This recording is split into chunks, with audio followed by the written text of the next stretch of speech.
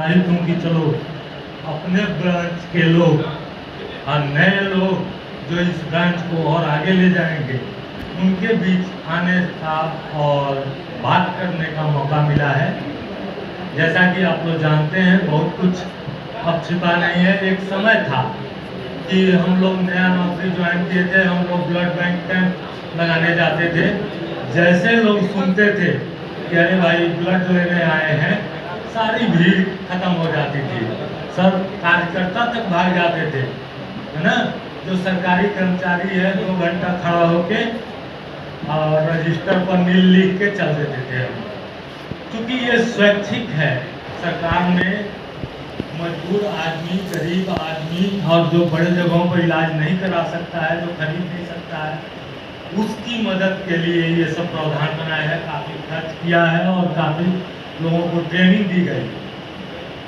तो उस समय हम लोग को भी ये हथियार था कि अस्पताल में काम कर रहे हैं, आधी रात में एक कट के आया, गिर के आया, चोट लग के आया और 50 आदमी लाठी लेके आ गए, इलाज करो। हो सकता है कि वहाँ इलाज न हो उसका, अब आप बोल भी नहीं सकते कि इसको ले जाइए लखनऊ, बनारस, दिस दैट।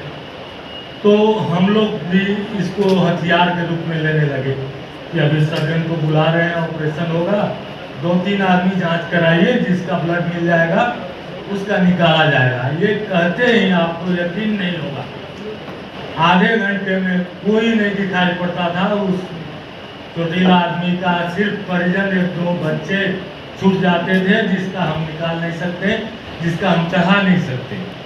तो ये हम लोग हथियार बना लिए थे कि हम ऐसा न बात कहेंगे, नहीं भी चढ़ने वाला होगा तो भीड़ को हम हटाने के लिए ये यूज करते थे। यह जागरूकता की कमी थी और आज का दिन है, सरकार ने इसको समझा और जागरूकता फैलाने के लिए टीवी और समाचार और तमाम जितने मीडिया और अजी हैं, और ये कैंप भी जागरूकता के ही लक्ष्य से लगाया जा रहा है। इसका ये मतलब नहीं कि एक कॉलेज में आए हैं तो हम 100 यूनिट लेंगे। इसका ये मतलब है कि आप अभी बच्चे हो, कोई अंडरवेट है, कोई अंडर एज है ना, कोई किसी बीमारी से पीड़ित है, कोई कमज़ोर है, तो उसका ब्लड ले लेना ना हमारे लिए बहादुरी है, तो देने वाले के लिए बहादुरी का काम है।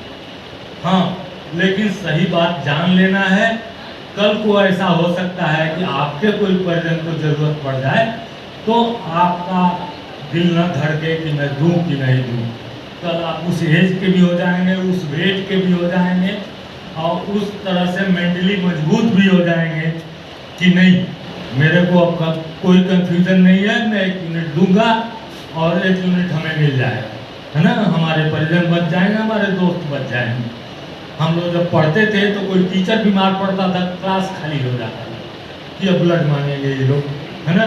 एक भागा, दूसरा देख के भागा, तीसरा जगह, कुछ देर में पूरा क्लास खाली, है ना। फिर पता लगा के आते थे कि उनका काम हो गया कि नहीं हो गया, है ना। चाहे जो दे, लेकिन हम नहीं, है ना, साइड से निकल जा, देखा देखी होता है ना। तो वो सब जमाना अब चला गया है। अब आपको यकीन नहीं होगा, मारवाड़ी समाज, सिंधी समाज, वो कौन जय गुरुदेव वाले हैं, वो बुलाते हैं।